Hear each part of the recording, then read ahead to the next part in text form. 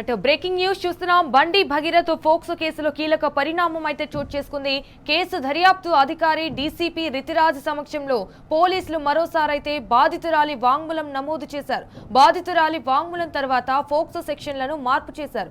POCSO section 5/1 red with 6 ను జత చేశారు. ఇంతకు ముందు 74, 75 BNS 11 red with POCSO act సెక్షన్లో నమోదు చేసిన పోలీసులు వీటినైతే మార్చారు.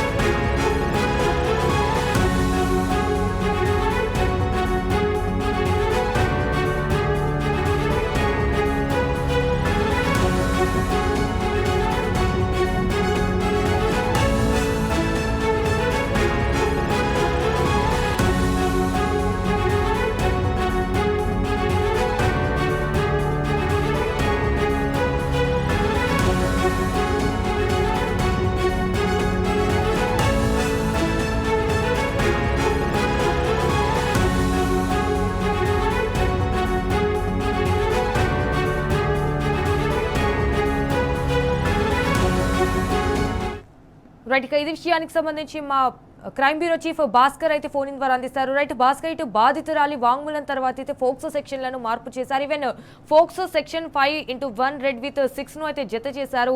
దీనికి సంబంధించిన అప్డేట్స్ ఏంటి? మధ్యాహ్నం విచారణకు హాజరు కావాలని నోటీసులో పేర్కొంటూ నోటీసులను కరీంనగర్ లో అందించారు. మైనర్ బాలికపై అసభ్య ప్రవర్తన వ్యవహారంలో నమోదైన కేసుల్లో విచారణకు హాజరు కావాలని ఆదేశించారు పోలీసులు. కరీంనగర్ లో బండి భగీరథ్ ఇంటికి వెళ్లిన పేట్ బషీరాబాద్ పోలీసులు ఇంట్లో ఎవరు లేకపోవడంతో కుటుంబ సభ్యులకు సమాచారం ఇచ్చి పోలీసులు నోటీసు అక్కడ ఇచ్చేసుకోవడం జరిగింది. భగీరథ్ నమోదైన పోక్సో కేసులో కీలక పరిణామం చూపిస్తున్నట్టు చెప్పుకోవచ్చు. బాధితురాలి స్టేట్మెంట్ రికార్డ్ చేసిన అనంతరం పోక్సో సెక్షన్లను ఆల్టర్ చేసినటువంటి పోలీసులు గతంలో 74, 75 బిఎన్ఎస్ యాక్ట్ తో పాటు 11 రెడ్ విత్ పోక్సో యాక్ట్ సెక్షన్లను పెట్టడం జరిగింది.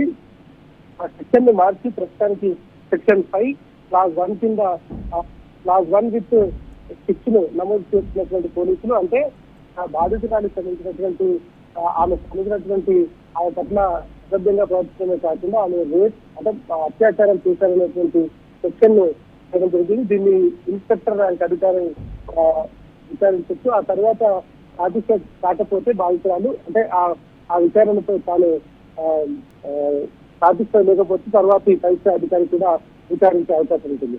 కేసు పర్యవేక్షణ అధికారి అయినటువంటి డీసీపీ రితిరాజ్ సమక్షంలో మరోసారి స్టేట్మెంట్ రికార్డ్ చేసేటువంటి అవకాశం కనిపిస్తోంది. బాధితురాలి స్టేట్మెంట్ ను మరోసారి కూడా రికార్డ్ చేస్తారని అధికారులు చెప్తున్నారు. అయితే ఇన్నిసార్లు ఎందుకు రికార్డ్ చేస్తున్నారు అనేటువంటి చాలా ఇక్కడ పెద్ద క్వశ్చన్ గా తయారు. ఎందుకంటే పదే పోలీసులు దీనికి సంబంధించినటువంటి వ్యవహారంలో కేసులు తప్పుదో పట్టించాలనేటువంటి వ్యవహారం కనిపిస్తోంది. కాబట్టి ఒకసారి ఏదైతే రిజిస్టర్ చేశారో ఆ స్టేట్మెంట్ ని మళ్ళీ మార్చి రిజిస్టర్ చేయడానికి అనేక రకాలుగా ప్రయత్నిస్తున్నారనేటువంటి చాలా స్పష్టంగా చేస్తుంది. నిజంగా ఇట్లాంటి అంశాల్లో చట్టం చెప్తుంది. ఒకసారి బాధితురాలు స్టేట్మెంట్ రికార్డ్ చేసిన తర్వాత ఆమె ఇచ్చినటువంటి సమాచారం మేరకు ఇచ్చినటువంటి ఇన్ఫర్మేషన్ ఏదైతే ఉంటుందో ఆ ఇన్ఫర్మేషన్ ని రికగ్నైజ్ చేసి రిజిస్టర్ చేసి కంప్లైంట్ ఏవైతే ఉంటారో కంప్లైంట్ ఇచ్చిన దాన్ని పరిగణలోకి తీసుకొని అక్యూజ్డ్ ని ఫస్ట్ 48 గంటల్లోపు అరెస్ట్ చేసి ఉంటాను. కానీ చాలా రకాల చిత్రహితమైనటువంటి విషయాలు జరుగుతున్నాయి. అక్యూజ్డ్ అయినటువంటి భగీరథ్ అత్యంతంలో ఉండడం, సడన్ గా 4 రోజుల తర్వాత హైకోర్టు లో పిటిషన్ వేస్తూ వాళ్ళ అడ్వకేట్ రావడం, తర్వాత 2 రోజుల్లోగా ఆయన కోర్టు ఎట్లాంటి విషయం చెప్తుందో జడ్జిలో చెప్తున్నటువంటి వెయిట్ చేయడం, రేపటిలోకి 2 గంటల విచారణకు రావాలని పోలీసులు చూపించడం, ఆ తర్వాత సెక్షన్ ఆల్టర్నేట్ చేస్తున్నట్టుగా ఇంకో డ్రామా చేయడం, ఇవన్నీ చూస్తామంటే కేసులు చాలా పకడ్బందీగా కాన్సెప్ట్ వేలో డిస్కస్ చేస్తున్నటువంటి పరిస్థితి కనిపిస్తాను. ప్రస్తుతం బాధితురాలు ఎవరైతే మైనర్ గర్ల్ ఉందో ప్రస్తుతం వాళ్ళ కుటుంబ సభ్యులు కూడా ఇంట్లో లేరు. మరి రేపటి కన్నా ఎట్లాంటి కీలక పరిణామాలు జరుగుతాయి చూడాలి. ఇంత జరుగుతున్నా కూడా కనీసం కేంద్ర హోంశాఖ మంత్రి అయినటువంటి మల్లికండ్రు తన కొడుకుని ఆయన తప్పు చేయలేదనేటువంటిది వాళ్ళ కరీంనగర్ లో ధైర్యంగా చెప్తున్నారు. తప్పు చేయకుండా తల్లిదండ్రులు ఎవరు కూడా తమ బిడ్డను బజారు గురించి పోలీస్ స్టేషన్లో కంప్లైంట్ చేసుకుని అన్నయ్య పాల్చేసినటువంటి ఎంచుకున్నటువంటి తల్లిదండ్రులు ప్రస్తుతానికైతే ఇండియాలోనే ఎవరు లేనటువంటి మాత్రం అర్థం చేస్తాను. ప్రస్తుతం ఈ కేసు ఏ మనకి తిరుగుతుందో ఎటు చెప్తుందో అనేటువంటి మాత్రం మనకు మధ్యాహ్నం కన్నా ఒక క్లారిటీ వచ్చే అవకాశం కనిపిస్తుంది. Okay, all right Bhaskar, thank you for the updates.